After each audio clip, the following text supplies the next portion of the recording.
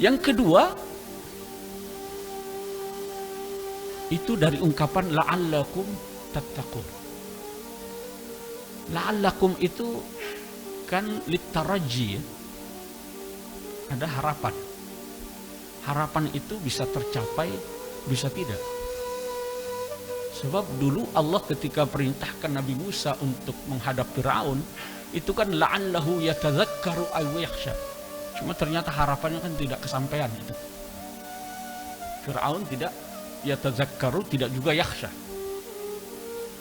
Jadi karena dia adalah taraji, maka bisa tercapai, bisa tidak.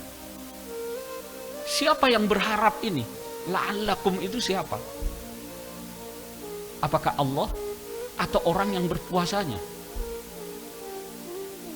Ini pembahasannya agak panjang kalau dalam buku-buku tafsir. Sebab bagaimana Allah mengatakan la'alla, sementara Allah itu maha kuasa atas segala sesuatu? Kok seperti tidak jelas? Lalu para ulama mengatakan, oh kalau la'alla yang mengucapkan Allah itu adalah dengan kepastian. Tapi dari perspektif manusia, itu ada ketidakpastian. Oleh karena itu, jangan pernah memastikan bahwa puasa kita ini mengantarkan kepada ketakwaan. Belum tentu itu. Fala tuzakku anfusakum huwa a'lamu biman ittaqa. Maka Imam Syafi'i itu gak berani mengatakan puasa ini menjadikan orang bertakwa, gak berani. Dia mengatakan puasa ini diharapkan dapat menghantarkan orang menjadi bertakwa. Nah, maka ini kalau nanti lebaran itu orang mengatakan, oh meraih kemenangan. Siapa bilang? Belum tentu. Emang tahu kita diterima apa enggak? Hari kemenangan, udah menang gitu. Ya, kan belum tentu. Karena la'alla di situ. Nah, jadi puasa dengan amaliyah yang kita lakukan di bulan Ramadan itu adalah proses menjadi. Ya, proses menjadi. Bisa jadi, bisa enggak. Kalau kita bikin kue itu kan bisa berhasil, bisa juga enggak. Jadi proses menjadi. Nah, jadi ibarat orang mau membuka ladang atau kebun, yang dilakukan pertama kali itu apa? Apakah langsung dia menggali tanah, menabur benih? Kan tidak. Dia mesti menyiapkan apa? Menyiapkan lahannya dulu. Dibabat dulu rumputnya, ilalangnya, dipikirkan saluran airnya itu dari mana, disediakan semuanya. Baru setelah itu dia tabur benih. Tidak cukup tabur benih, diberi pupuk, dirawat. Lalu kemudian diberi pagar supaya tidak ada hewan yang masuk memakannya atau merusaknya. Kan begitu. Jadi proses menjadi itu panjang. Agar bisa menghasilkan buah yang menghasilkan pohon yang menghasilkan buah-buahan, maka harus ada sesuatu yang ditanam. Jadi kalau baru sekedar kita melakukan amaliyah-amaliyah itu ibarat kita baru membersihkan lahannya. Lahan yang sesungguhnya itu apa? Lahannya adalah hati kita ini, qalb kita ini. Kan gitu. Jadi lahan yang sedang kita persiapkan dengan amaliyah-amaliyah ini, itu adalah kalbu kita ini. Siang hari kita berpuasa itu kan untuk menghilangkan sifat-sifat. Kita diminta untuk menahan emosi. Itu kan sebenarnya pengendalian, bukan hanya kita menahan diri dari makan minum, tapi mengendalikan diri dari perbuatan-perbuatan yang tidak terpuji. Itu kan mulanya dari hati kita ini. Ibadah-ibadah, zikir-zikir yang kita lakukan itu kan untuk melembutkan hati kita, untuk melunakkan hati kita. Yang biasanya emosian orangnya, di puasa ini kita diminta untuk menahan, melembutkan hati, melunakkan hati. Kemudian kita diminta untuk banyak-banyak bertobat, beristighfar. bertaqarrub kepada Allah Subhanahu wa taala dalam rangka mensucikan hati dan jiwa kita ini. Itu yang disebut dengan proses takhliyah. Kalau dalam ilmu tasawuf itu takhalli. Ya, takhalli. Kita membersihkan nih tahap itu di bulan Ramadan ini. Melunakkan, membersihkan, ya, melembutkan hati kita ini supaya ada empati dengan orang miskin, supaya tidak gampang emosian, dengan amaliyah-amaliyah yang dianjurkan untuk kita lakukan di bulan Ramadan. Kalau sudah dibersihkan, sudah dipersiapkan, itu apa langkah selanjutnya? Nah, di sini tamu yang sesungguhnya harus hadir. Pengantinnya itu harus yang datang mengisi itu. Apa? Al-Quran. Kenapa harus dipersiapkan? Karena Al-Quran itu tidak akan bisa masuk ke dalam hati yang masih dipenuhi dengan lumpur, noda, dan kemaksiatan. Afala yatadabbaruna al-Quran. Tidak bisa kita mentadabburi Al-Quran. Kenapa? Am ala qulubin aqfaluha. Ada belenggunya, ada kuncinya, ada penutupnya. Kan begitu. Nah, apa yang kita lakukan ini adalah dalam rangka tadi itu. Menyiapkan landasan. Menyiapkan lahannya. Menyingkirkan segala bentuk hijab. Segala bentuk akfal. Untuk apa? Untuk menyambut kedatangan Al-Quran. Kalau itu sudah disiapkan dengan baik, landasannya, lahannya, maka tadarus Quran yang kita harapkan di bulan Ramadan itu sebenarnya ya bukan hanya sekedar kita tadarus menghatamkan atau membaca Al-Quran bergantian, tapi tadarus dalam artian yang sesungguhnya adalah yang disertai dengan pemahaman, yang disertai dengan penghayatan.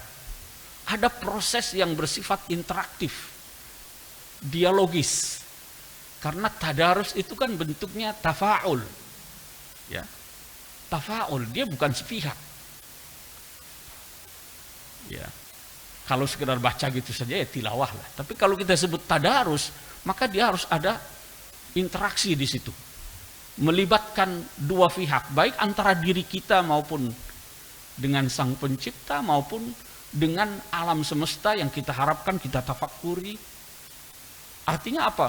Kita harus mentadaburi, mengkaji, memahami, menghayati kandungan-kandungan yang ada dalam Al-Quran itu. Itulah yang berusaha untuk kita tempatkan di lahan yang sudah kita persiapkan. Kalau itu yang kita lakukan, itu insya Allah perilaku, sikap, tindakan kita itu akan dikendalikan oleh nilai-nilai Qur'ani. Karena kalau dia landing di lahan dan landasan yang sudah disiapkan, maka dia akan mengalir ke dalam darah dan tubuh kita ini, yang kemudian menggerakkan organ tubuh kita untuk melakukan hal-hal sesuai dengan tuntunannya. Inilah yang terjadi pada diri Rasulullah Sallallahu Alaihi Wasallam. Itu dalam satu hadis yang diriwayatkan oleh Ibnu Abbas. Karena Nabi Sallallahu Alaihi Wasallam ajwadan nasi bil khair. Kan begitu Nabi itu. Wa kana ajwada ma yakunu fi Ramadan. Lebih-lebih di bulan Ramadan. Mengapa di bulan Ramadan? Karena yalqahu Jibril fi kulli lailatin fayudarisuhul Quran. Karena tiap malam Nabi itu dijumpai oleh malaikat Jibril lalu melakukan tadarus fayudarisuhu Al-Quran. Apa yang sudah diturunkan tahun-tahun sebelumnya dibacakan ulang, malaikat Jibril pun membacakan kembali. Berdoa dia dengan malaikat Jibril setiap malam. Lihat apa perubahan yang terjadi saat setiap kali Rasulullah Sallallahu Alaihi Wasallam malamnya ketemu malaikat Jibril. Apa yang terjadi perubahan itu? Di penghujung hadis itu dikatakan kedermawanan Nabi, kebaikannya, kemurahannya itu setiap kali malam berjumpa malaikat Jibril, siangnya itu melesat kencang seperti angin yang bertiup kencang, karihil mursalah. Jadi dorongannya itu tambah dahsyat. Ketika Al-Quran itu turun di tempat yang sudah dipersiapkan, itu akan berpengaruh pada tindakan. Ini pula yang menjadi jawaban mengapa kok selesai Ramadan ini kita kembali lagi kepada kebiasaan lama lagi. Tidak ada perubahan signifikan dalam pola hidup kita, dalam kehidupan kita. Yang kita harapkan kan itu. Nah, karena itu tadi kita asik dengan aksesorisnya itu, dengan media-medianya. Sementara mengabaikan tamu agung yang sesungguhnya, pengantin yang sesungguhnya. Itu pula mengapa bulan Ramadan dipilih oleh Allah Subhanahu wa taala bukan hanya waktu diturunkannya Al-Quran, tapi seluruh kitab-kitab suci itu di bulan Ramadan. Suhuf Ibrahim itu pada malam pertama bulan Ramadan, dalam riwayat Imam Ahmad itu. Kemudian Taurat tanggal 6 Ramadan, Injil tanggal 13. Dalam riwayat itu Al-Quran disebutkan tanggal 24. Li arba'in wa ishrina khalat min Ramadan. Semua di bulan Ramadan. Ya. Nah, itulah maka saya mencoba untuk mengalihkan perhatian kita Pak ini. Jadi prosesnya itu kalau puasa dengan segala amaliyahnya itu adalah proses takhliyah. Nah, Al-Quran itu pada fase berikutnya. Kalau dalam tingkatan tasawuf itu ya tahallinya lah, mengisinya. Dan kaidahnya itu at-takhliyah muqaddamah ala tahliyah. Hanya beda titik saja itu. Makanya di dalam Al-Quran itu sering sekali manhajnya itu begitu. Wa idza qila lahum la tufsidu dulu. Baru kemudian aminu kama amanan nas. Jadi la tufsidunya dulu. Jadi kita membersihkan dulu, menafikan dulu, baru kemudian diisi. Dan ini pula yang digunakan dalam manhaj adabil bahth wal munazarah. Itu kalau di Al-Azhar dulu ada buku tentang adabul bahth wal munazarah, soal debat. Itu ada yang namanya an-naqd wal mu'aradah. Jadi kalau menghadapi lawan debat itu, pertama runtuhkan dulu argumennya, an-naqd. Baru kemudian suguhkan dengan argumen yang kita inginkan. Takhliyah, lalu tahliyah. Memang konsepnya tasawuf ya, tapi sebenarnya itu Qur'ani manhajnya. Dan itu juga digunakan dalam adabul bahth wal munazarah itu. Mengapa demikian? Ya kalau kita mau ilustrasikan, sebuah teko yang berisi teh, itu yang kita harapkan keluar dari isi teh itu apa? Dari teko itu. Mesti teh. Tentu yang kita inginkan yang rasanya itu betul-betul teh. Itu kalau tekonya itu sebelum kita isi dengan teh, kita bersihkan dulu. Tapi kalau tekonya itu mungkin habis dipakai buat nampung oli atau bensin atau apa, kan begitu. Ada macam-macam tuh teko sebelumnya dipakai apa aja, lalu kita nggak bersihkan dulu, kita masukkan teh langsung, kira-kira yang keluar rasa teh rasa apa? Rasa oli. Ini mungkin menjawab pertanyaan, mengapa orang Islam ini yang kerjanya tiap hari ngaji, sholat, zikir, yang dibaca itu adalah kalamullah dengan kandungannya yang sangat luar biasa, tapi kok kelakuannya kayak gini, nggak berkesesuaian. Jangan-jangan tekonya masih penuh dengan oli, lumpur dan lain sebagainya. Sehingga antara yang kita baca, yang kita fahami, yang kita lafalkan itu beda dengan yang dilakukan. Antara isi teko dengan air yang keluar dari teko itu kok bisa beda rasa. Nah itu mungkin karena nggak sampai nyangkut itu ya. Itu mungkin yang dikatakan baru sampai tenggorokan doang kali itu ya. Itu sebenarnya yang ingin saya mencoba mengalihkan pandangan kita agar kita ini juga di bulan Ramadan ini betul-betul mengisi relung hati kita ini dengan apa yang difirmankan Allah dalam Al-Quran itu. Sehingga betul-betul ajaran Al-Quran itulah yang mengisi ruang hati kita ini. Maka dalam bahasan tentang Lailatul Qadar itu, saya mengatakan begini, bahwa Lailatul Qadar, mengapa dia ada di penghujung bulan Ramadan, dan itu diperoleh setelah upaya sungguh-sungguh dari awal Ramadan. Bahkan Nabi mengatakan syadda mi'zarahu wa aiqadha ahlahu wa ahya lailahu. Itu kan dalam rangka menyambut itu di penghujung. Di situ saya mengatakan bahwa Lailatul Qadar itu dengan segala keistimewaannya itu adalah malam perjumpaan antara cahaya yang terpantul dari penghuni langit dengan cahaya yang terpancar dari kalbu penghuni bumi. Jadi Lailatul Qadar itu adalah malam pertemuan dua cahaya. Sehingga melahirkan apa? Salamun hiya hatta matla'il fajr. Cahaya penghuni langit itu karena malaikat yang tanazzalul malaikat warruhu fiha itu kan tercipta dari nur. La ya'sunallaha ma amarahum wa yaf'aluna ma yu'marun. Itu malaikat. Nur. Asal kejadiannya dengan perbuatan dan sifatnya itu sudah nur. Malam itu turun tanazzalul malaikah.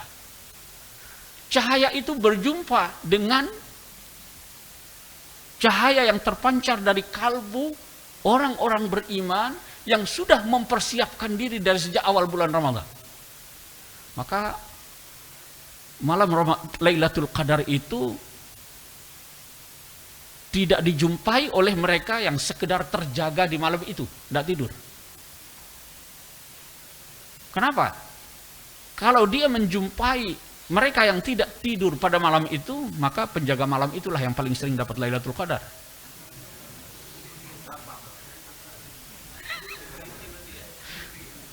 Ya. Tamu agung itu hanya akan menjumpai mereka yang mempersiapkan diri untuk menjumpainya. Jadi kalau ada presiden, ada bupati, ada gubernur, mau datang ke satu tempat, mesti yang paling pertama dijumpai adalah yang paling sibuk mempersiapkan kedatangannya. Kalau presiden yang datang ya gubernur dengan wali kotanya mesti. Itu yang santai-santai di rumah itu tidak dijumpai. Itu. Tamu agung itu hanya akan menjumpai mereka yang mempersiapkan diri untuk menyambut kedatangannya. Nah, begitu juga Lailatul Qadar. Jadi perjumpaan dua cahaya itulah yang melahirkan salamun hiya hatta matla'il fajr. Dan kedamaian itu bukan hanya saat fajar terbit keesokan harinya. Kalau itu sebentar banget. Tetapi salamun hiya hatta matla'il fajr, kedamaian itu akan terwujud sampai fajar kehidupan dia dalam kehidupannya yang abadi nanti di akhirat kelak. Sampai dia betul-betul masuk Darussalam. Salamun qawlan min Rabbir Rahim. Lalu kemudian masuk ke dalam surga yang disebut dengan Darussalam. Saya kira itu yang bisa saya sampaikan, Ustaz Safiuddin. Dan kalau masih ada waktu beberapa menit untuk kita berdiskusi, berdialog, atau bertukar pikiran, bertukar pengalaman, saya senang sekali. Daripada kita hanya satu arah saja mendengarkan saya. Saya kira itu, makasih.